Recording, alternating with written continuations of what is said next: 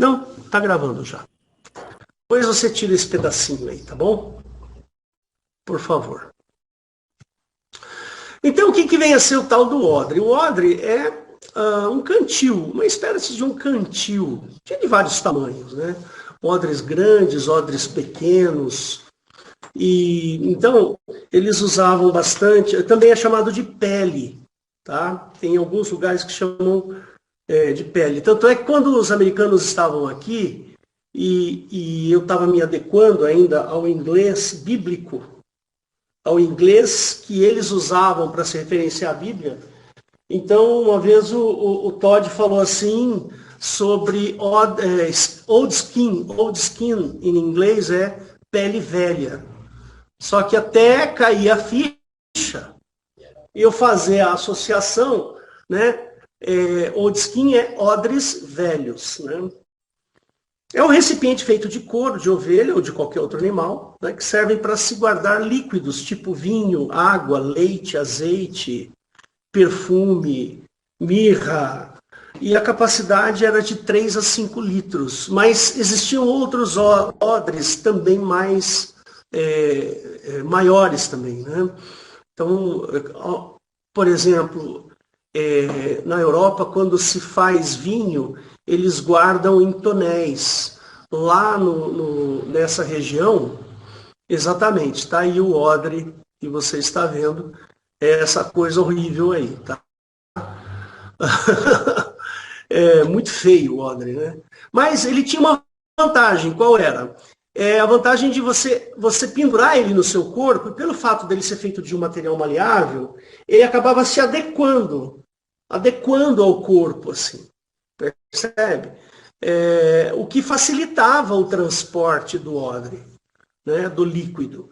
Então, por exemplo, você vai fazer uma viagem de uma cidade para outra, normalmente essa viagem era feita a pé, então você precisava carregar água para ir bebendo no meio do caminho.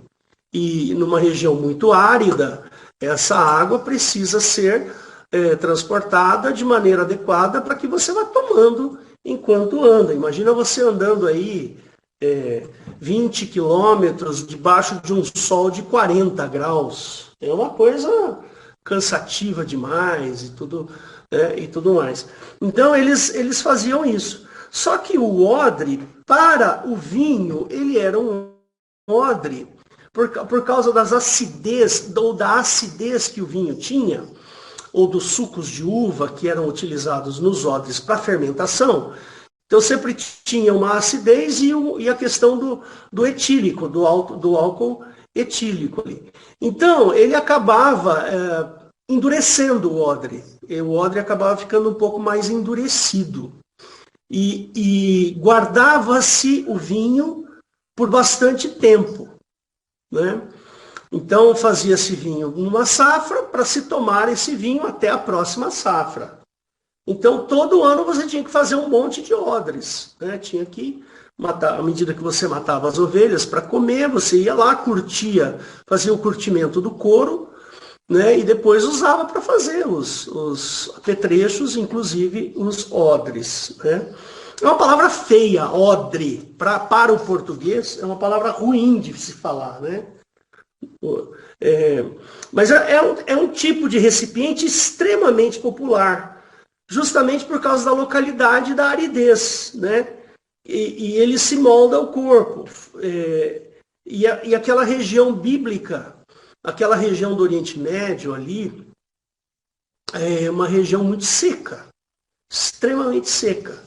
Então tinha lá os odres que eram levados, né? Tanto é que usava-se mais camelos naquela região, porque cavalo precisa beber água com mais frequência do que o camelo. O camelo consegue ficar até 50 dias sem beber água. Sabia disso? Se não me falha a memória, é 52 dias. Não tenho muita certeza aqui. Alguém depois aí pesquisa na internet quanto tempo um camelo fica. Agora o cavalo não. O cavalo precisa beber água todo dia. Ele tem que beber água todo dia, né? E Jesus usa essa alegoria do odre lá em Lucas capítulo 5, verso 33 a 39. Você vai abrir, Richard? Beleza. Apareceu um odre aí. Vamos lá, Richard. Ah lá. Então, vamos abrir lá em Lucas 5, 33 a 39. E ele está falando aí do jejum, né? Ele está falando aí do jejum. Então ele diz assim, né? 33. Disseram-lhe então eles: por que jejuam os discípulos de João muitas vezes e fazem orações, como também os fariseus, mas os teus comem e bebem? Falando para Jesus, né? Ele lhes disse: podeis vós fazer jejuar os filhos das bodas enquanto o esposo está com eles? Eu já explico isso. Dias virão, porém, em que o esposo lhe será tirado. E então, naqueles dias, jejuarão. E disse-lhes também uma parábola: ninguém deita um pedaço de roupa nova para a cozer em roupa velha, pois romperá a nova e o remendo não condiz com a velha. Ninguém deita vinho novo em odres velhos. De outra sorte, o vinho novo romperá os odres, e entornar-se-á o vinho, e os odres se estragarão. Mas o vinho novo deitar-se em odres novos, e ambos juntamente se conservarão. E ninguém, tendo bebido o velho, quer logo o novo, porque diz: melhor é o velho. Era até o 39. É isso aí. Voltando ali, volta ali só um pouquinho para cima, Richard. Vai lá no 35. Ele fala assim, né? Volta no 33, perdão. Aqui eles estão numa disputa. Na realidade, os fariseus, né? Eles estão criticando está fazendo uma crítica ali aos discípulos de Jesus, dizendo assim: poxa, os discípulos de João jejuam várias vezes, os fariseus também, mas os teus discípulos, Jesus, eles estão na farra, comem e bebem. Né? Aí Jesus dá uma resposta que a princípio ela é meio incógnita, né? Podeis vós fazer jejuar os filhos das bodas enquanto o esposo está com eles? O que significa isso? Ele está falando assim, olha, vão fazer bodas lá nesse vocabulário bíblico, bodas é festa, tá, ok? Ou casamento. Então, por exemplo, minha filha vai casar agora em setembro, né? Então, teremos as bodas da Raquel, que é uma festa de casamento, percebe? E o esposo significa que o noivo veio para a festa. Ele veio, o casal se encontrou nessa festa. E justamente nessa festa, vocês vão ficar sem comer, sem festejar? É isso? Porque o casamento dos judeus eram casamentos longos, né? Não sei se vocês sabem, né? Eles demoram muito tempo, são festas longas. Né? Então, às vezes, demora mais de uma semana até. Que eles vão fazer aqueles preparatórios, e aí fazem as festas, aí as comidas, e os rituais e tal. Isso tudo dura uma semana, e tem outras culturas que um casamento dura um mês. Por exemplo, os ciganos, né? Não sei se vocês sabem, mas os ciganos, a festa dos ciganos é um mês.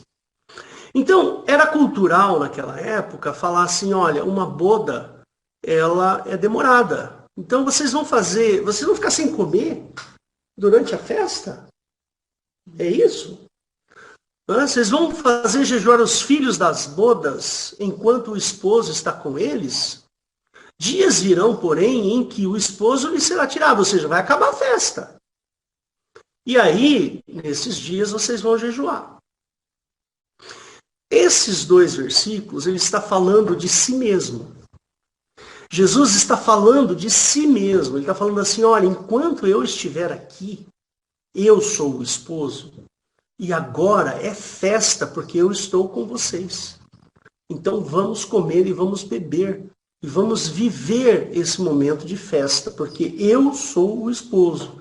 Mas vai ter um determinado instante que eu vou ser tirado do meio de vocês. E essa festa então vai acabar. Né? Então isso aí é mais ou menos assim, uma parábola, né? Aí mais para frente ele fala assim, disseram-lhe, disse-lhes também uma parábola.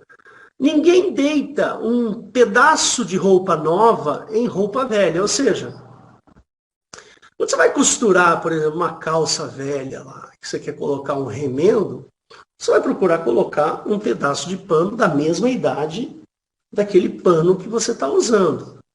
Porque senão o pano velho vai se romper. Né? Porque o novo, ele é mais duro, ele é menos maleável e tal. E aí ele fala assim, ninguém deita vinho novo em odre velho. Por que o vinho novo não pode ser jogado dentro do odre velho? O odre velho, ele endurece. Por quê? Por causa da acidez e do álcool que existe lá dentro. E se você pegar um odre de um ano, que tem um vinho lá de um ano mais ou menos, porque é de uma safra para outra que se faz o vinho é feito uma vez por ano, né? Então, no ano seguinte, se você pegar o mesmo odre de vinho e colocar um vinho novo lá dentro, você vai acelerar o envelhecimento do odre, o odre vai se romper e aí vai entornar o vinho. Né? É isso que ele está dizendo. Então, o vinho novo, você tem que jogar dentro de um odre novo.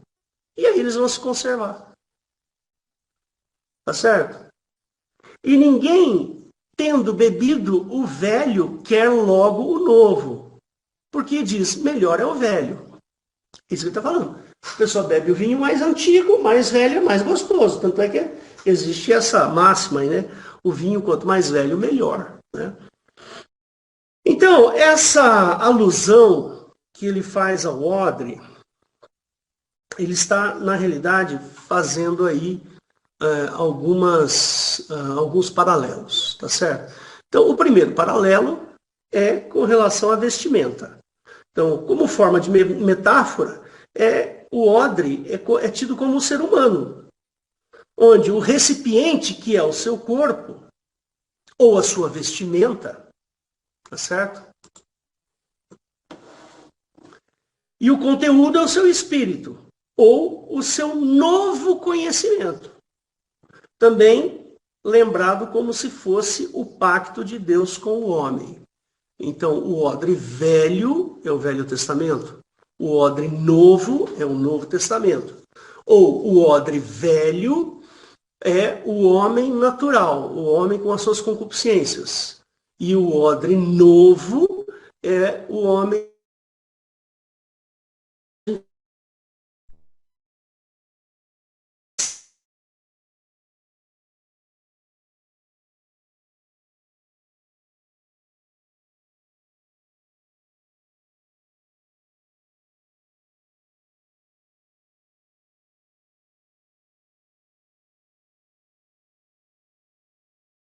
referência a remendo, ou conteúdo novo em um pacto antigo. Ele está dizendo assim, olha, o que eu tenho para fazer aqui, o que eu tenho para oferecer a vocês é um vinho novo, que não pode ser colocado num odre velho. Ou seja, o que eu estou oferecendo de vinho para vocês não cabe no Velho Testamento. Não cabe num odre velho.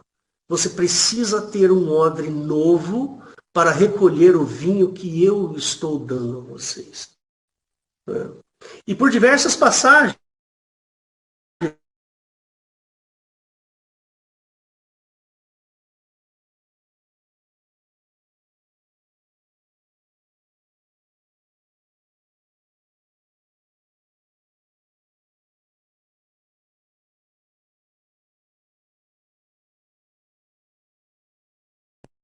tudo que eu sei como escória.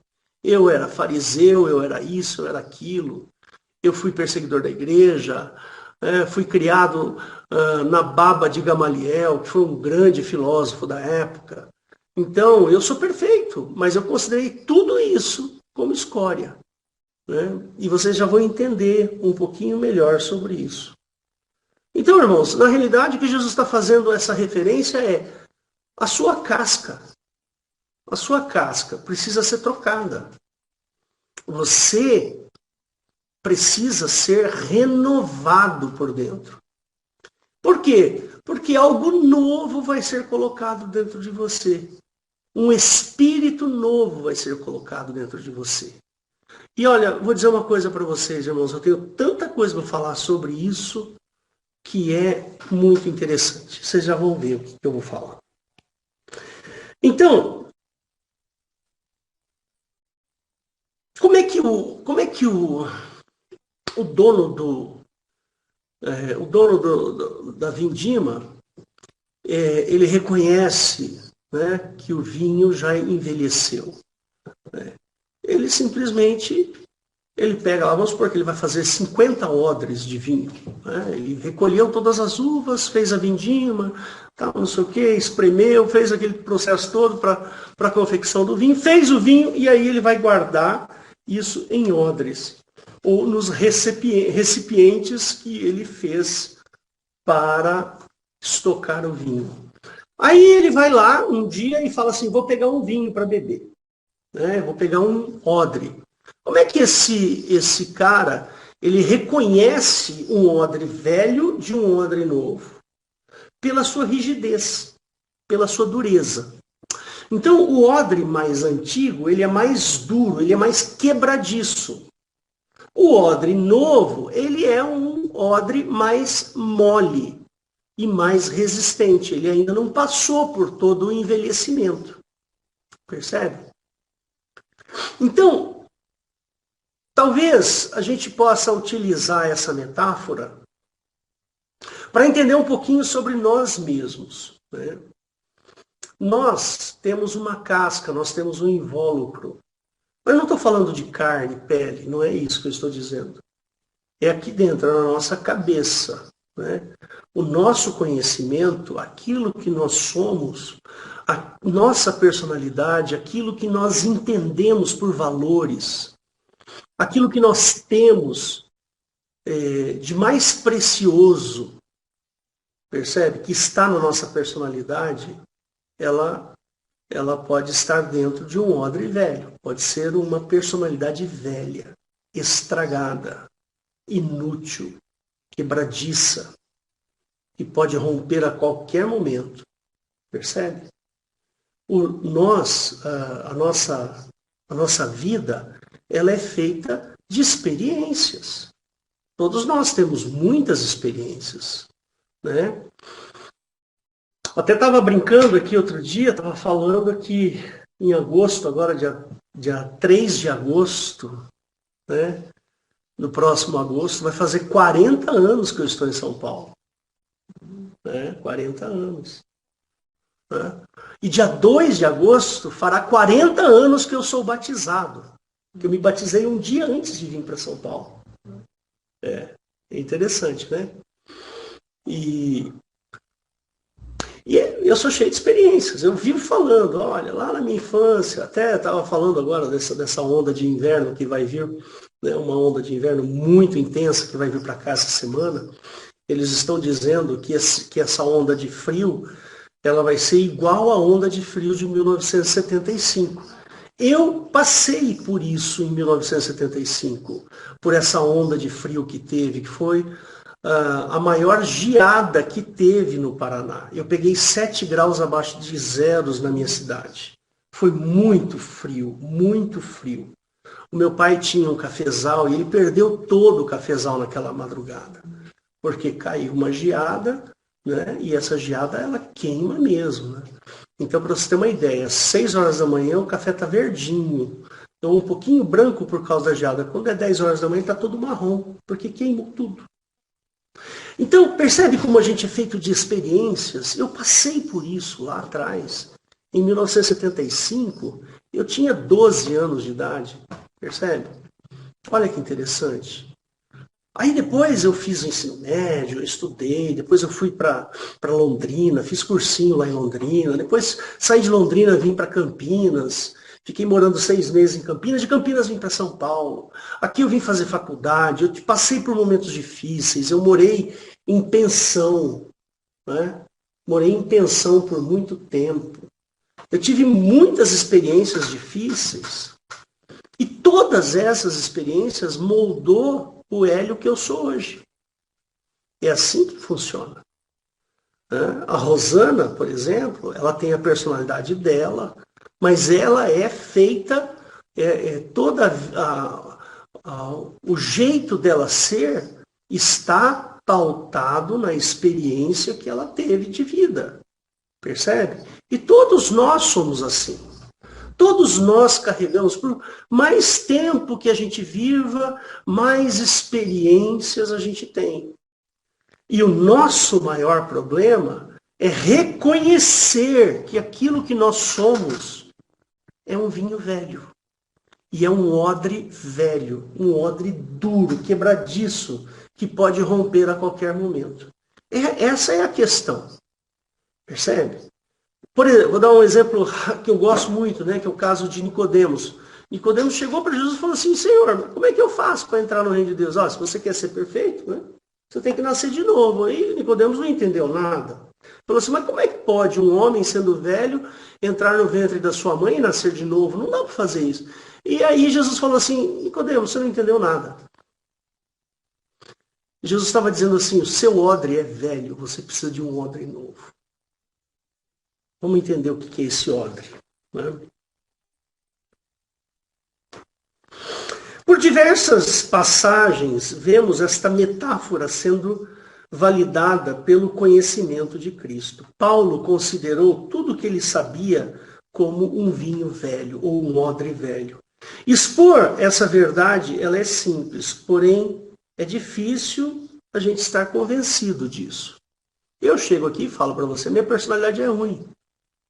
Eu posso reconhecer. O problema é eu me convencer disso. Percebe? Quando nós nos convencemos de que a nossa personalidade é ruim, nós precisamos fazer uma troca, então nós vamos lá pactuar com o Senhor Jesus. A gente vai lá, né, deposita nele todas as nossas ansiedades e ele faz uma troca com a gente e nos dá um odre novo. Percebe? Mas existem alguns segredinhos, porque tudo isso que eu estou falando é muito poético, né? É bastante poético, né? Vamos falar isso, vamos trocar isso em fatos. Né? Como é que isso pode acontecer de verdade? Né? De verdade, não de maneira poética. Eu penso que nós devemos, dentro da Bíblia, olhar a Bíblia de maneira prática e falar assim: não, isso aqui é tal coisa, isso aqui se aplica na minha vida daquele jeito. Não, isso aqui é assim na minha vida. Percebe? Queridos, vamos falar uma verdade, que a gente não quer trocar a nossa personalidade. A gente não gosta dessa ideia. Ninguém quer trocar de personalidade. Percebe? Dói. Dói você mudar os seus gostos. Dói. Ai, mas eu gosto tanto de tal coisa, eu vou ter que largar isso. Você já ouviu essa frase? Agora eu sou crente, eu tenho que largar tal coisa, mas eu gosto tanto disso, não vou largar. Percebe? Então, existe assim, é difícil a gente estar convencido. Quando nós nos convencemos de verdade, aí sim, a troca ela é feita com mais facilidade. Percebe? Então, como diz, né, precisamos fazer com que essa poesia toda que eu estou falando aqui para vocês se torne prática. Né? Nós precisamos tomar atitudes pessoais. Coisas precisam ser feitas por nós. Nós precisamos mudar coisas em nós para facilitar a troca do odre. Né? Tá certo? Expor essa verdade é simples, porém o difícil é estar convencido. Somos todos um grande receptáculo de experiências que moldam a nossa personalidade. E essas experiências elas podem facilitar ou dificultar o nosso relacionamento com Deus. Percebe? Então, eu vou dar um exemplo para vocês. Se você tem uma casa conturbada, que nem essa madrugada aí, o vizinho brigou aí, sabe? Teve uma briga de família aí, do vizinho. Teve uma briga feia, nós acordamos, a Rosana acordou, todo mundo assustado, porque estava uma briga feia lá. Percebe? Qual é a experiência que os filhos desse casal aí vão levar para a sua vida? 3 horas da manhã brigando? Percebe? Nós, pais, precisamos facilitar a vida dos nossos filhos. Mas não facilitar no sentido de dar tudo para eles. Não, não é isso. Nós precisamos dar experiências positivas para os nossos filhos. Essa é a facilitação que nós precisamos ter. Quando você vai ter filhos, você precisa estar seguro de que o seu filho terá experiências positivas e que formará uma personalidade acessível a Deus. Percebe? Então, quando você pensar em ter filhos, vocês jovens que vão ter filhos um dia, alguma coisa assim, pensem bem nisso. Né? Por isso que a gente costuma dizer que quando a gente tem filhos, acaba a nossa vida pessoal. Nossa vida pessoal vai para o brejo. Você não tem mais vida pessoal. Por quê? Porque a sua vida agora são os filhos.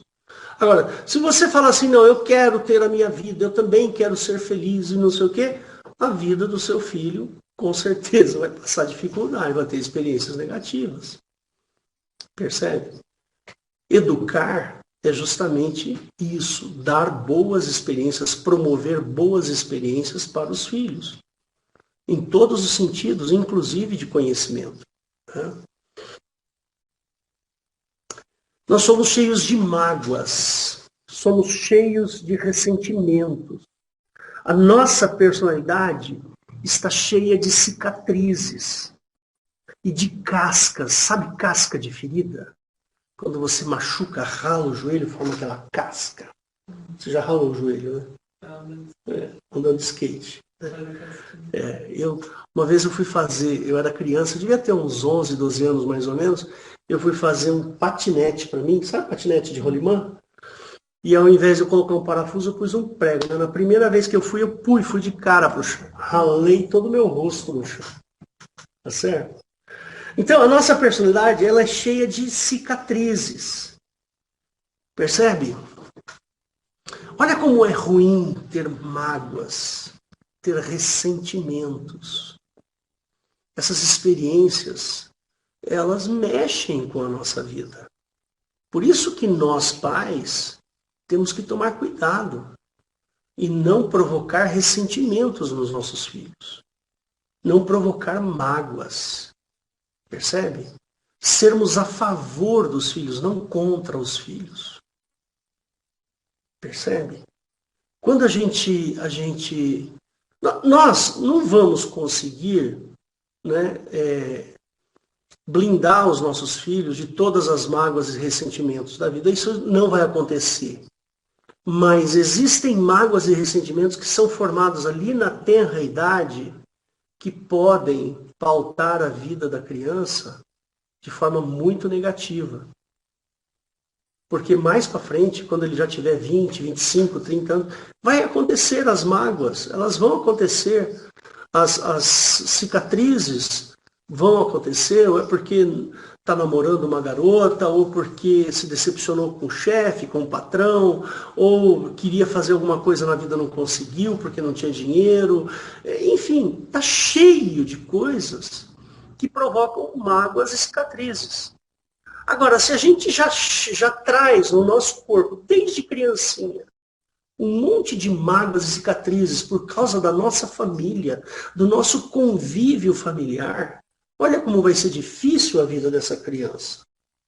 Ela vai agregar mais cicatrizes, mais mágoas, mais cascas. E como vai ser difícil depois dessa criança se converter. Como vai ser difícil para essa criança ouvir que Jesus o ama. Percebe? Nós precisamos, quando temos filhos, irmãos, precisamos estar imbuídos do cristianismo em nós. Nós precisamos ser crentes acima de tudo. O nosso coração tem que estar à disposição de Deus. A nossa vida tem que estar a favor do Evangelho. Percebe?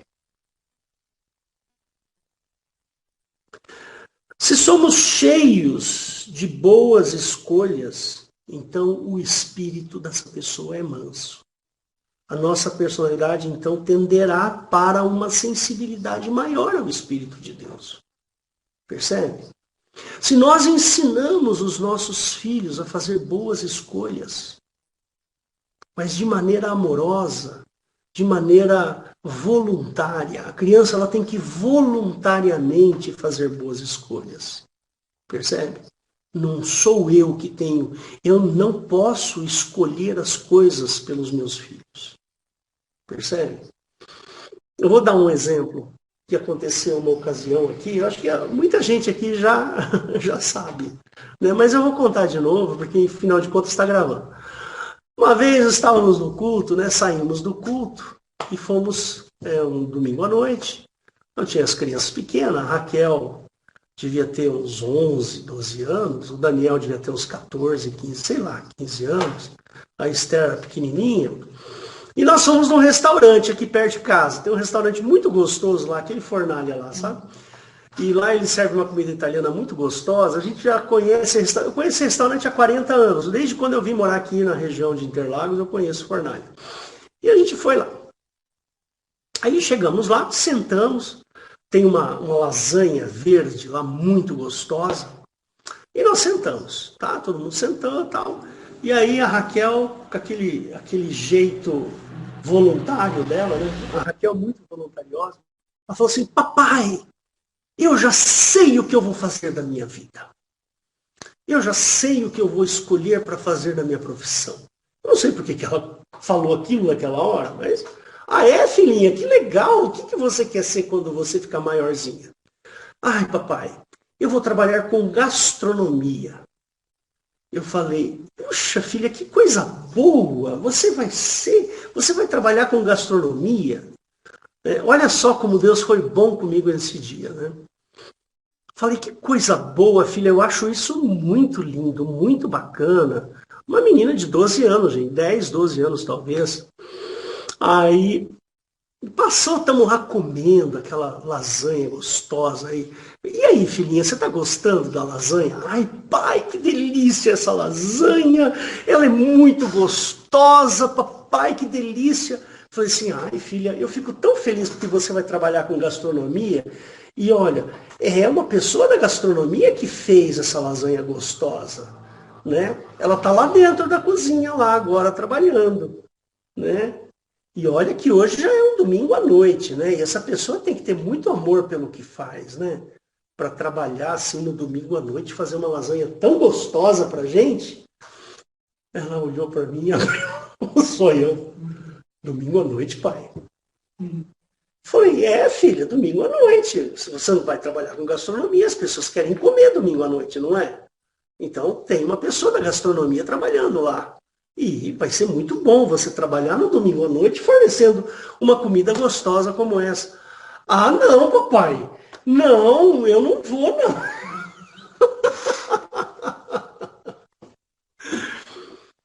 Percebe? É uma maneira que Deus me deu ali para não desestimular, né? Não me fazer o chato da história. Porque o pai, normalmente um pai, ele olha e fala, você larga de besteira, você é muito idiota, vai falar um negócio desse? Larga de ser besta, você vai ser gastronomia, vai ser o quê na vida?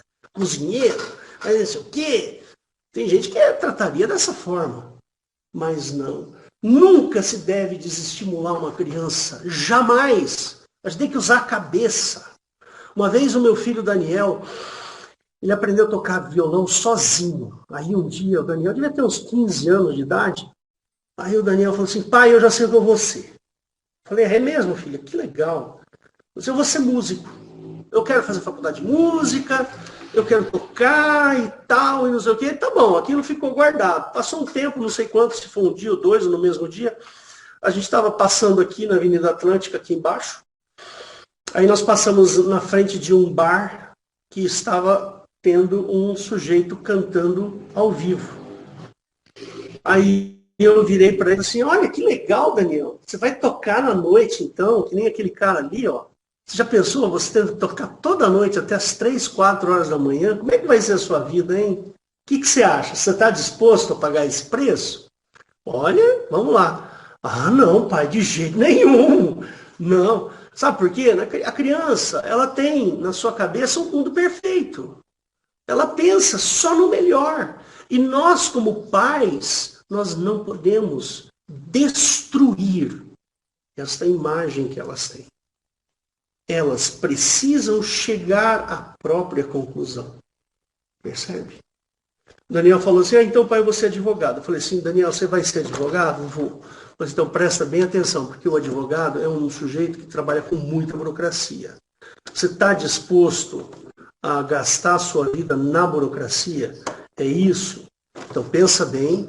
Aí ele fez essa pergunta para mim e falei, pai, eu vou pesquisar para ver se eu gosto, se eu não gosto. Ele pesquisou, gostou, e hoje ele já é advogado, faz mais de 5 anos, 6 anos que ele é advogado. Percebe? Então, irmãos, nós precisamos tomar cuidado com as nossas cicatrizes. Quais são as escolhas que nós fazemos para a nossa personalidade? E eu não estou falando de escolhas simples, são aquelas escolhas mais íntimas que você tem. Né? Aquilo que você optou na sua vida, aquilo que é mais íntimo seu, que você optou, que você escolheu, que você batalhou para ser. Percebe? Toma cuidado com isso. Nós precisamos facilitar a obra do Espírito Santo, não dificultar a obra do Espírito Santo. Percebe? E eu tive essa preocupação com os meus filhos. Meu filho mais velho hoje é pastor. A minha filha, ela toca no louvor. A minha outra filha também ama a igreja. Percebe? Então, eu tenho a impressão que eu e a Rosana facilitamos a vida dos nossos filhos. E tentamos, ao longo do tempo, auxiliá-los em boas escolhas. Não escolher por eles, mas auxiliá-los nas boas escolhas. Percebe? E olha, eu vou repetir de novo essa frase aqui. Ó. Se somos cheios de boas escolhas, vamos ao anterior. Se somos cheios de mágoas e ressentimentos, a nossa personalidade será de cascas e cicatrizes que nos farão tender às questões sobre a validade da vida. Será que vale a pena viver? Eu estou tão magoado, estou tão cheio de cicatriz. Percebe? Vale a pena viver? Mas se você está cheio de boas escolhas, então você tem um espírito manso. Você espera o melhor da vida, não o pior. A nossa personalidade tenderá a mais sensibilidade para o Espírito Santo de Deus. Percebe? É certo que o nosso adversário e o mundo nos dará cicatrizes. E essas aí não tem jeito. A gente precisa se desvencilhar dessas cicatrizes. A gente precisa se desvencilhar desses vícios que o mundo nos trouxe. Como é difícil mudar a nossa atenção das cicatrizes. Como é fácil eu me colocar na posição de coitadinho. Ai, eu sofri tanto na minha vida, eu tenho tanta mágoa, eu tenho tanto desgosto. É uma tendência nossa, é da natureza humana nós queremos fazer isso. Percebe? E nós precisamos lutar contra esse sentimento. É um sentimento maligno, satânico. Autopiedade. Como é difícil mudar a nossa atenção das cicatrizes para o prazer da presença de Deus. Eu tenho uma tendência a olhar as minhas mágoas e não olhar a beleza da presença de Deus. Eu tenho uma tendência maior a entristecer por causa das minhas cicatrizes do que me alegrar com a presença do Espírito Santo. Percebe? Isso é muito comum. Mas eu vou trazer algumas soluções. A primeira solução é a fé. A fé é o nosso aliado. Quando nós temos fé, a fé, ela pode curar cicatrizes, ela pode esconder cicatrizes. Ela nos ajuda a superar as mágoas. Então, a fé é o nosso aliado para superarmos as cicatrizes, os traumas e as desventuras. Quando nós conhecemos a Cristo e somos impactados pelo amor de Cristo, é como se uma corda fosse lançada ao mar,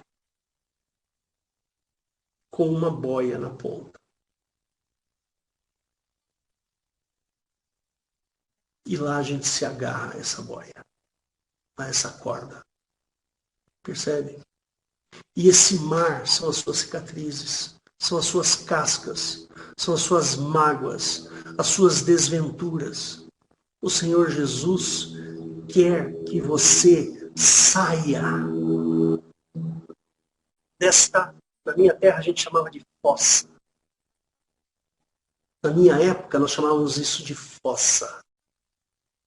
Que você saia desse mar de negatividade. E que você, a partir de agora, você possa olhar para a beleza da obra de Deus e não para desgraças das suas cicatrizes. Isso é um odre novo.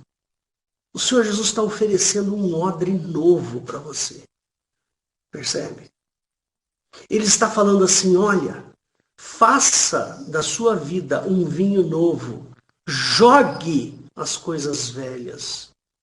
E Jesus te oferece um odre novo para colocar este vinho novo que você está se tornando. Jesus nos dá essa corda por amor. E cabe a mim, exclusivamente a mim, o esforço de agarrar esta corda e de me amarrar a esta corda. Percebe? Imagina você no meio de um mar se afogando. Esse mar são as suas cicatrizes, são as suas mágoas, são as suas desventuras, as suas decepções. Mas o Senhor Jesus lança uma corda para você. E você se agarra a essa corda. E fala assim, Jesus, me tira desse lugar. Mas de vez em quando você olha para esse lugar e fala, tenho tanta saudade daquela cicatriz, tenho tanta saudade daquela casquinha, tenho tanta saudade daquela mágoa, e aí acaba voltando para ela. Nós precisamos tomar uma decisão e sermos firmes nessa decisão.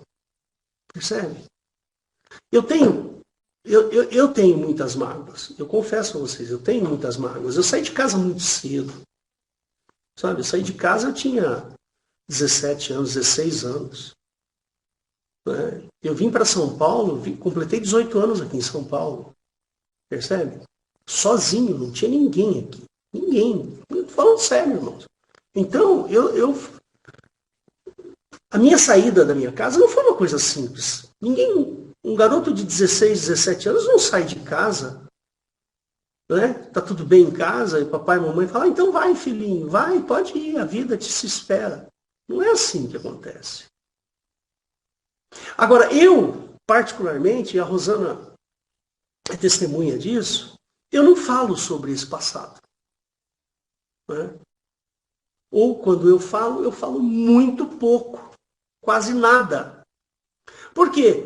Porque é passado, as coisas velhas passaram. Eu sou novo. Embora eu tenha 58 anos, 57, 58, não sei. Eu sou novo. Eu sou novo. Eu tenho um odre novo e dentro deste odre novo tem um vinho novo. Percebe?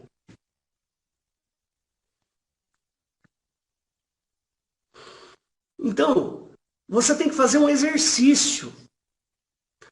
Sabe, nas suas orações, você tem que exercitar nas suas orações e falar, Deus, eu tenho esta mágoa e quero esquecê-la. Deus, eu tenho essa cicatriz que dói. Deus, me faz esquecer essa cicatriz. Eu tenho essa desventura. Me faz esquecer essa desventura. Faça isso. Deus é o maior interessado no seu bem-estar espiritual. Percebe? É assim que funciona. O Senhor Jesus, ele veio para transformar a sua vida interior. Ele não veio para te dar grana, carro, casa. Não. Ele não veio para te dar propriedade, salários, empregos, mulheres, homens. Jesus veio para transformar o nosso interior. O nosso interior. Eu não estou falando aqui de coração, fígado, pulmão, não. É interior intelectual, de sentimentos. Se Jesus não fizer esta obra, qual é o valor da obra de Cristo? Se você não tiver fé que esta obra pode ser feita em você, qual é o valor da obra de Cristo? Perceba o mundo à sua volta. Veja quantas coisas estão lá fora para distrair a sua vida. Olha como o mundo é atraente. Pega aí, dá um Google aí, ó. Coloca aí Dubai. Vai lá ver como é Dubai, as riquezas que tem aquele país, aquele local. E eu aqui, nesta pobreza. Dá uma olhadinha para ver como é atraente. Vai lá ver quanta coisa boa que tem lá. Quanta coisa gostosa, quanta comida, quanta roupa, quantas joias, quantos carros. Está tudo lá. Se você é jovem, você pode trabalhar bastante um dia ir para Dubai e viver em Dubai. Ou viver em Nova York, ou viver em Paris. Está tudo aí. De repente, se você é um bom jogador de futebol, pode ganhar aí 800 mil reais por mês. Aí você pode comprar um helicóptero, que nem como é o nome dele lá? Nem sei, nem gosto de futebol, não sei nem nome de jogador de futebol. Comprou essa semana um helicóptero de 5 milhões de dólares. Passear aí, vai dar uma voltinha. Né? Você contrata lá 2 pilotos e quando você está com vontade, eu estou com vontade de ir para Praia Grande. Aí, não, Praia Grande não, né, velho? Deus o livre, né? Estou com vontade de ir para o Guarujá. Aí você vai lá no Guarujá, pega o helicóptero aqui e vai para lá.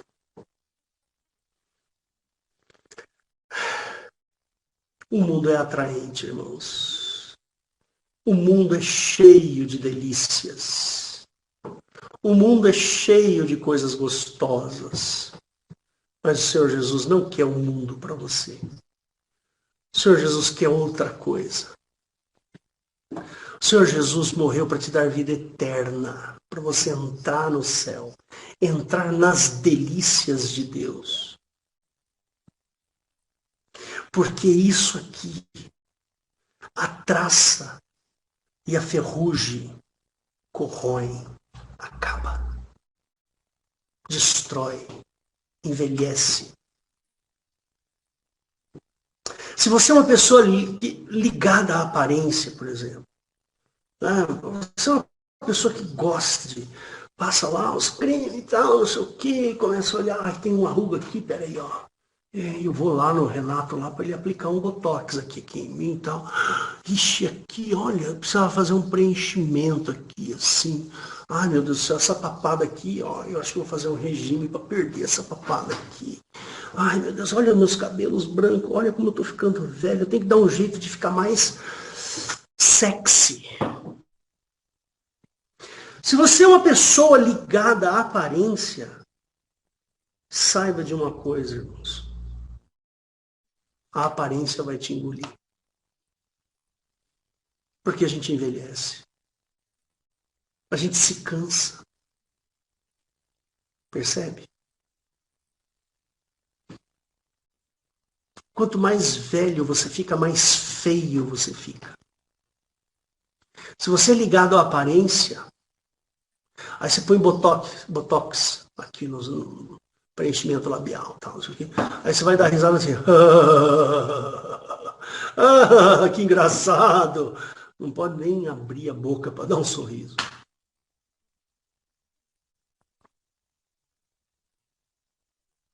E é triste isso. É triste. Porque o mundo passa, envelhece. Nós somos como um vapor. Percebe? O homem é como um vapor. Sabe quantos anos tem o universo? 13,7 bilhões de anos. 13,7 bilhões de anos, perto dos 70 que eu vou viver, presumo, eu vou viver até os 70. O que é 70 anos em 13,7 bilhões de anos? Queridos, não é nada. Absolutamente nada. Mas o Senhor Jesus deu valor para a sua vida. Apesar de que ela não é nada, mas o Senhor Jesus foi lá e falou assim, a vida do Hélio é importante para mim. Os 70 anos que o Hélio vai viver é importante para mim. E aí Jesus foi lá naquela cruz e morreu para que eu, Hélião aqui, ó, pudesse viver eternamente. As nossas tendências são sempre gostar das coisas da carne e do mundo. Isso é uma tendência natural. Mas isso pode ser combatido. Você pode combater aquilo que você ama no mundo. Eu já te dei uma dica. A fé é uma delas. Vamos abrir lá em Filipenses. Abre para mim, Richard. Filipenses 3, 10 e 11. Eu vou mostrar para vocês como é que a gente pode combater esta vontade que nós temos, né? Essa tendência que nós temos de amar as coisas do mundo. Então, Filipenses 3, 10 a 11, ele fala assim,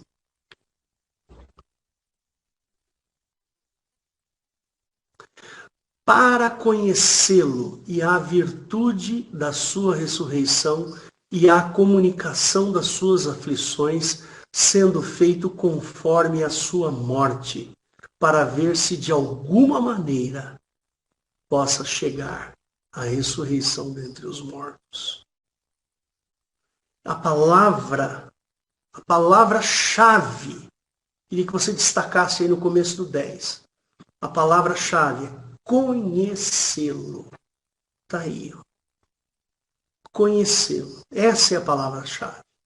Conhecimento. A partir do momento que nós conhecermos a Cristo e conhecermos a virtude, ou seja, a beleza, a grandiosidade da sua ressurreição. A partir do momento que eu conhecer as aflições que foram feitas em Cristo, aí de alguma maneira eu posso chegar à ressurreição dentre os mortos. Percebe? Conhecimento é a palavra-chave. Você quer combater as suas tendências, as coisas do mundo? Conheça a Cristo. Vá buscar entendimento da obra de Cristo. Quanto mais eu conheço a obra de Cristo, mais eu me distancio da minha tendência. Você quer um odre novo para você? Então, esse odre começa com o conhecimento. Todos nós temos uma história, uma carga cultural. Você tem uma carga cultural aí, bem assentada na sua mente. Mas nós precisamos adquirir o novo conhecimento de Cristo. Nós precisamos mudar a nossa cultura. O que nós entendemos por ser do mundo, o que é o mundo, é uma base cultural. A partir do momento que você conhece a Cristo em profundidade, você muda a sua cultura. Eu até coloquei no domingo passado, no outro domingo que eu preguei para vocês, eu disse assim, antes do nosso cristianismo aparecer para os outros, ele tem que ser autêntico para nós mesmos. Nós temos que ter uma vida pontuada na verdade.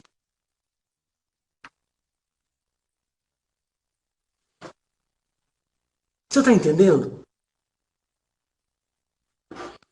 Você quer um odre novo? Você quer receber um vinho bom do Senhor Jesus e guardar dentro de você? Começa por aí. Aqui na minha casa, dentro do meu lar, nós temos uma cultura nova. A cultura que eu e a minha esposa criamos para que os nossos filhos crescessem nessa cultura.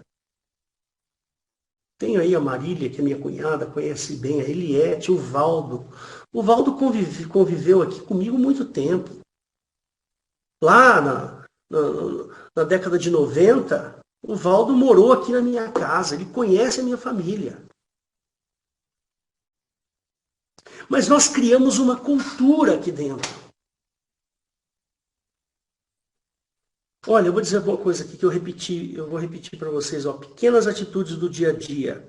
Na solidão do dia, vão construir os nossos valores e vão montar a nossa estrutura de pensamento. Lá em Filipenses, não precisa abrir, Richard. Paulo faz uma oração. Não sei se é Filipenses ou Efésios, tá? Mas ele faz uma oração.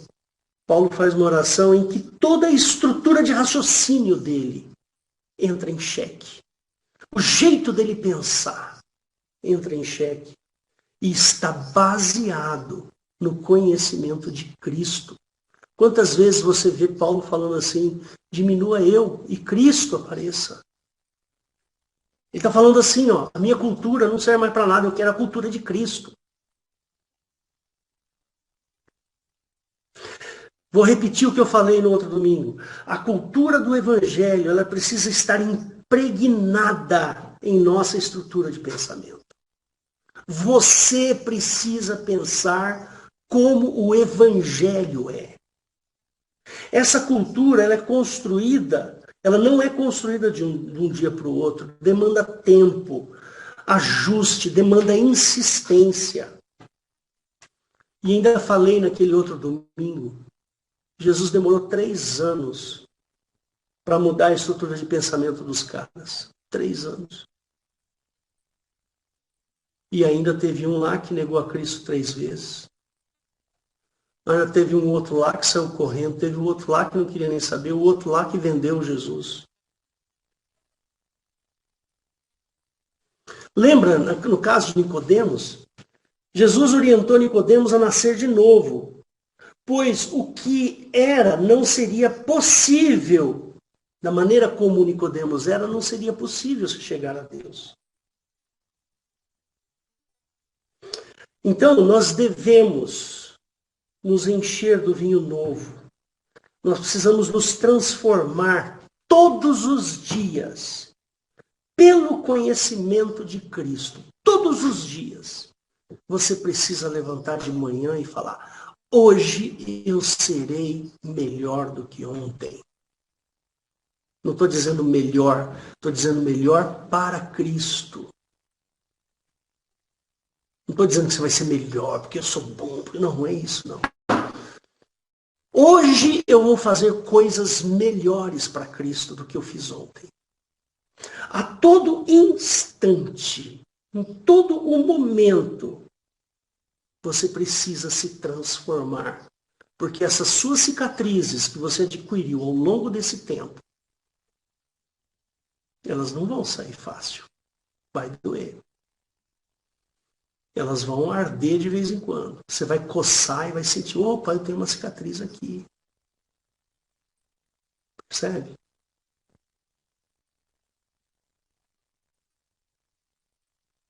Se você vê lá em Gálatas 3:27, vou terminar por aqui, Richard. Abre para mim, Gálatas 3:27.